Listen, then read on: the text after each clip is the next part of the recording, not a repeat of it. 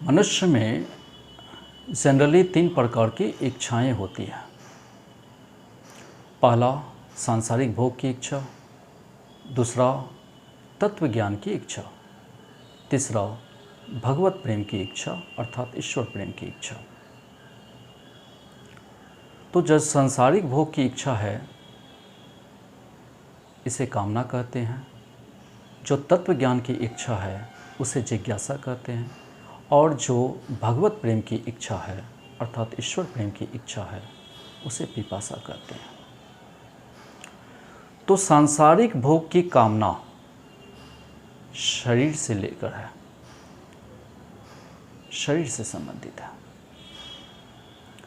सांसारिक भोग की इच्छा शरीर को लेकर है अर्थात शरीर से संबंधित है, और जो तत्व ज्ञान की जिज्ञासा है वह स्वरूप को लेकर है अर्थात स्वरूप से संबंधित है, और जो भगवत प्रेम की इच्छा है, ईश्वर प्रेम की इच्छा है, जो भगवत प्रेम की पिपासा है वह परमात्मा को लेकर है अर्थात परमात्मा से संबंधित है, ब्रह्म से संबंधित है। तो ऐसा कहा जाता है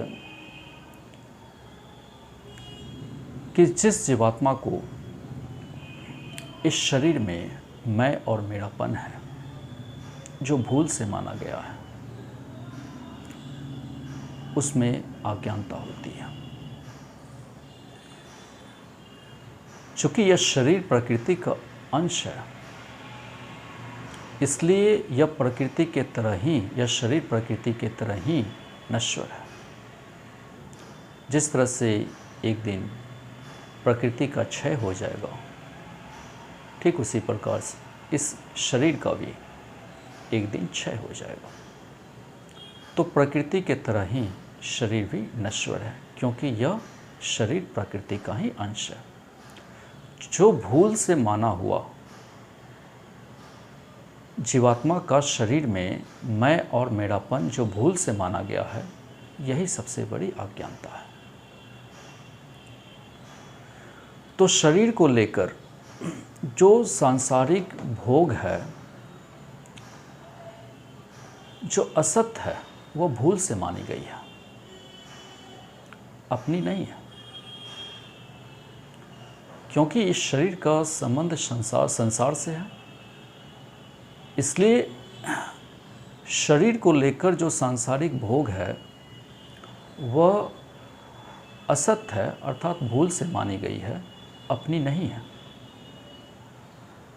लेकिन जो तत्व ज्ञान की जिज्ञासा है और जो भगवत प्रेम की पिपासा है वह भूल से नहीं मानी गई है, वह अपनी है। तो गीता के अनुसार यह शरीर संसार से मिला है अर्थात संसार की सेवा में ही लगा देनी चाहिए। इस शरीर को परिवार की, समाज की और संसार की सेवा में लगा देने से जो शरीर में मैं और मेरापन है, जो अहम है, जो अज्ञानता है, वह नष्ट हो जाती है, वह सुमूल तक खत्म हो जाती है। और इस यह अज्ञानता जो भूल से मानी गई है, इसका खत्म होते ही, इसका अंत होते ही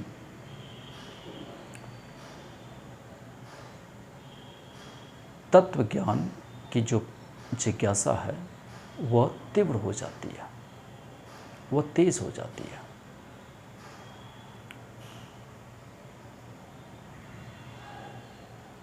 और जीवात्मा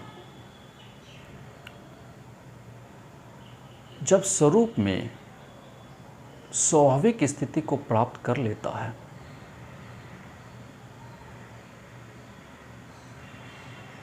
तो उसे तत्व ज्ञान की प्राप्ति हो जाती है अर्थात वह जीवन मुक्त हो जाता है।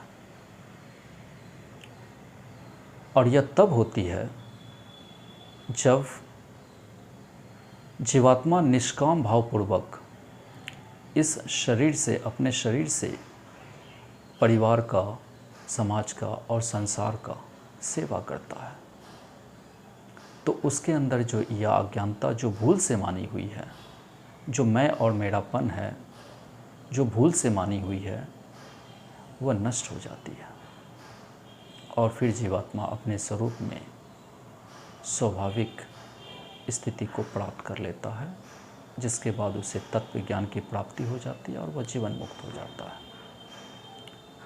फिर स्वरूप जिस परमात्मा का अंश है, उसके अंदर भगवत प्रेम की इच्छा मतलब पिपासा तीव्र होने लगती है और हर साधक की यह इच्छा होती है कि साधना की अंतिम अवस्था, जो वो साधना की जो अंतिम पराकाष्ठा है, उसे प्राप्त करे। तो ईश्वर प्रेम ही साधना की अंतिम पराकाष्ठा है, अंतिम चरण है, क्योंकि प्रेम की इच्छा सार्वभौम इच्छा है। हर जीवात्मा में इसकी ईश्वर प्रेम की, भगवत प्रेम की इच्छा होती है।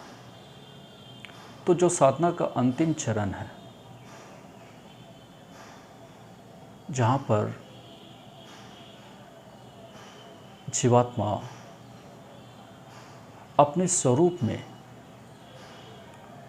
स्वाभाविक स्थिति को प्राप्त करने के बाद नित्य निरंतर एक रस में, अर्थात अखंड और अनंत प्रेम रस में स्थित हो जाता है,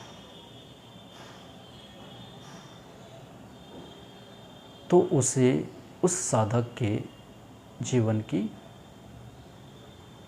पूर्णता हो जाती है, अर्थात वह पूर्णता को प्राप्त कर लेता है। और ठीक उसके बाद अब साधक के लिए कुछ भी जानना शेष नहीं रह जाता, कुछ भी जानना बाकी नहीं रह जाता। ऐसी स्थिति में साधक मोक्ष को प्राप्त कर लेता है। धन्यवाद। Please subscribe my channel.